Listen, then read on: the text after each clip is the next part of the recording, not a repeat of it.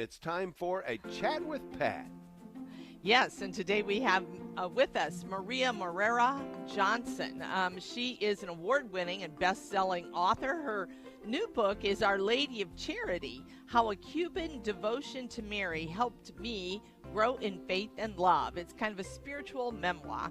And she's also an international speaker, retreat leader, and contributor to various Catholic publications.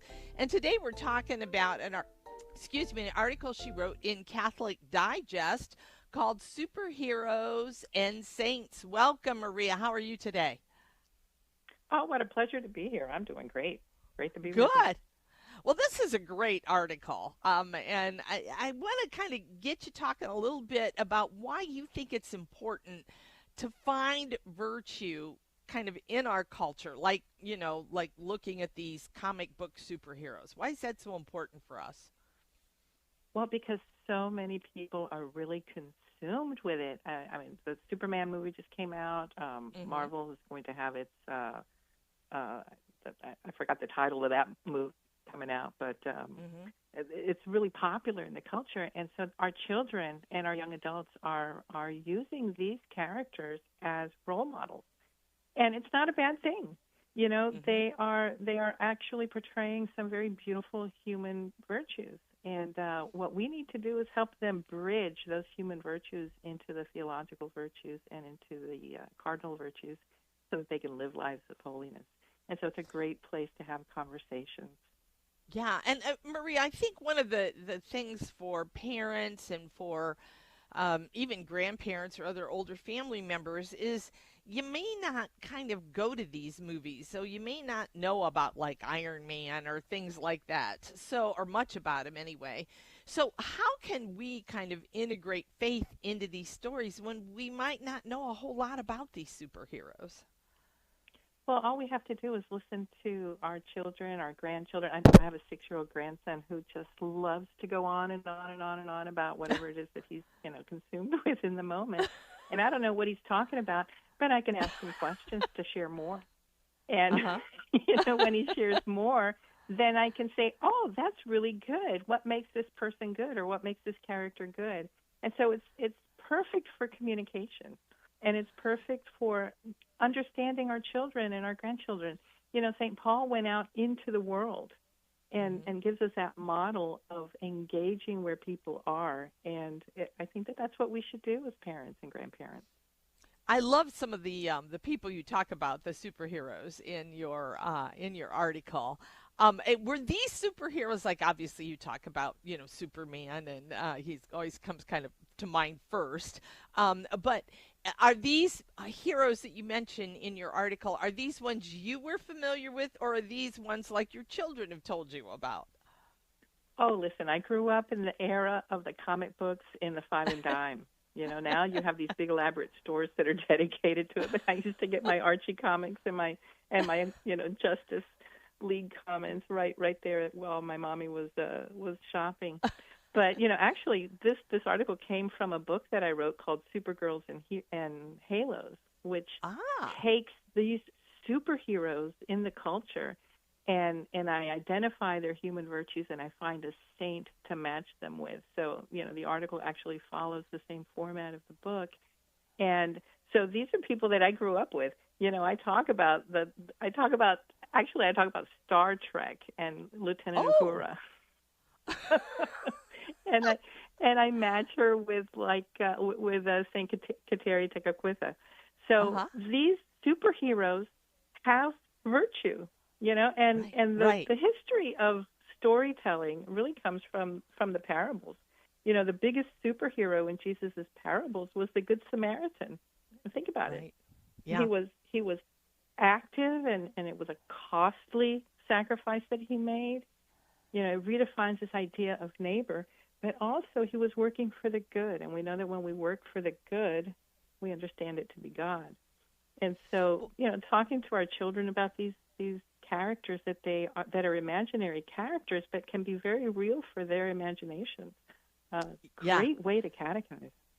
So, and you make a mention here, right, that and I love that this is the thing I love most about this article, is that you tie saints to every one of these superheroes. Like you pick out the virtue and then you tie a saint to it. And that's really a great way Yeah.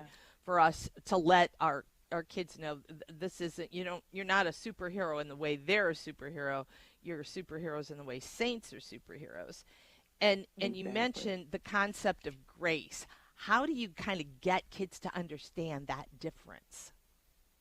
Well, it's looking for how to be holy, Mm. and these superheroes had some kind of magical experience that gave them this superpower. And Mhm. we don't have magic in our faith. We have grace. We have a gift that God gives us that is a complete and total gift. We don't have to earn it. We can just embrace it. Mm. And so that's how I link them. With a sprinkling of grace, anybody's regular virtues can become avenues for holiness. That's amazing. So, with your familiarity, would there be any kind of cultural comic book characters or superheroes that you wouldn't look to for virtue? Like, are there any that are out there that you go, yeah, I just can't find any in this person? It's a great question, but the truth is that the superheroes usually have some kind of failing that they're recovering from. So it's almost always a redemptive arc for them. Mm. Can you I give an think that the only example one of that that? started out really truly good was Wonder Woman Oh, because yeah. her superpower is love. That's right. So can you give an example of kind of this match of a superhero with a person of holiness, so our audience kind of knows how you do this? Sure. Well, I think that the one that I love to always use as a good example is Iron Man, Mm. because his really is the story of redemption. He was a person of privilege, and to use today's language, his father was an arms dealer.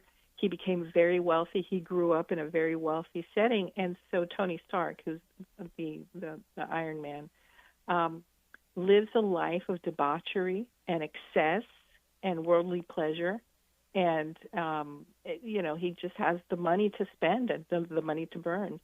And an accident causes him to reevaluate his life. And so he changes and uses his money and uses his influence for the good.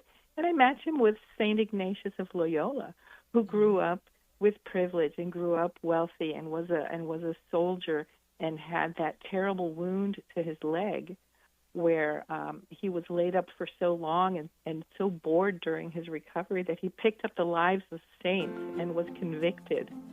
And so I think that that's a great story and a great matching because, that St. Ignatius of Loyola went on to do great things and founded what we know today as the Jesuits.